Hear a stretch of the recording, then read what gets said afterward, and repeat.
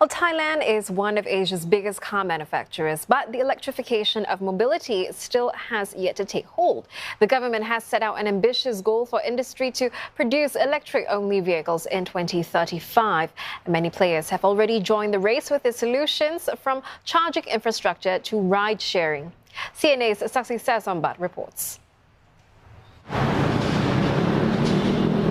A typical scene in downtown Bangkok, up to 10 million cars crawling on a daily basis on roads that have long outstretched their capacities, causing a daily rush hour gridlock. It contributes to the bad air quality in the capital, which is only made worse during the annual haze every January, when there's hardly any wind to blow it out of the city. Public transportation are trialing cleaner alternative engines like this fully electric ferry. In service on the Chao Phraya River for a year now, it can carry 250 passengers and can travel up to 100 kilometers on a single charge. 27 of them are running in the trial. More of them will come if deemed successful. And on the roads, the first options are rolling out as well. This tuk-tuk runs on an electric battery, belongs to a ride-hailing service looking to modernize the three-wheel classics, touting itself as a missing link for short distances, for example from home or office to subway and trains. I'm sure many are familiar with the traditional tuk-tuks, and now they get to experience kind of the electric side as well. So in the consumer's mind, there may be opportunity on comparing not just electric versus traditional tuk-tuks. So it also provides kind of an opportunity to serve as a gateway to expose customers to more electric mobility as well. But still, quiet and emissions-free electric vehicles, or EVs, are still a rarity in Thailand. Electrifying Bangkok's iconic tuk-tuks could be one of many solutions for the country to reduce their emissions.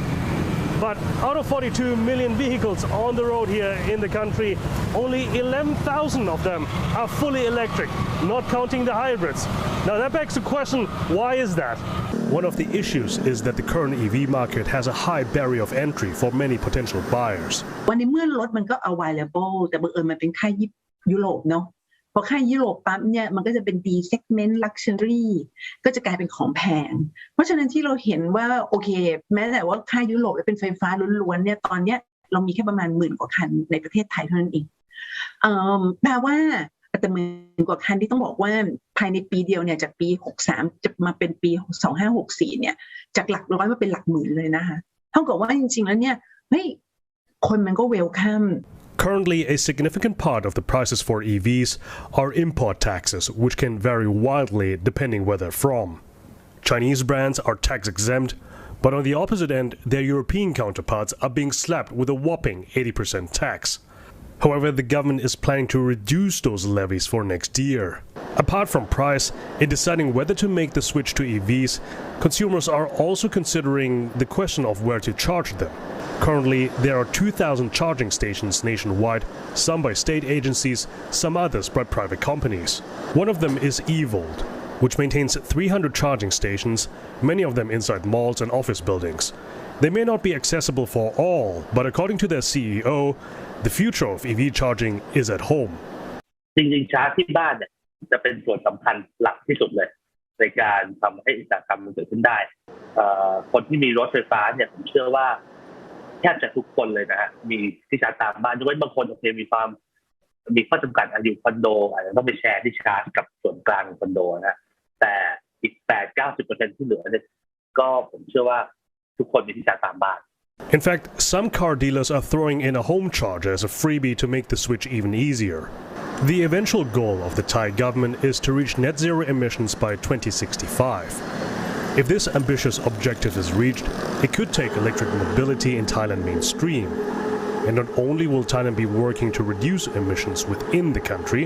it will also be an important player in helping others on that greener path as well. Thailand is Asia's fourth biggest car manufacturer and is also home to a large supply chain of car parts manufacturers. The government has set out a goal for the industry to 50% of vehicles produced to be electric by 2030, in 8 years' time. And 5 years after that, every new vehicle coming out of the factory will no longer have an internal combustion engine.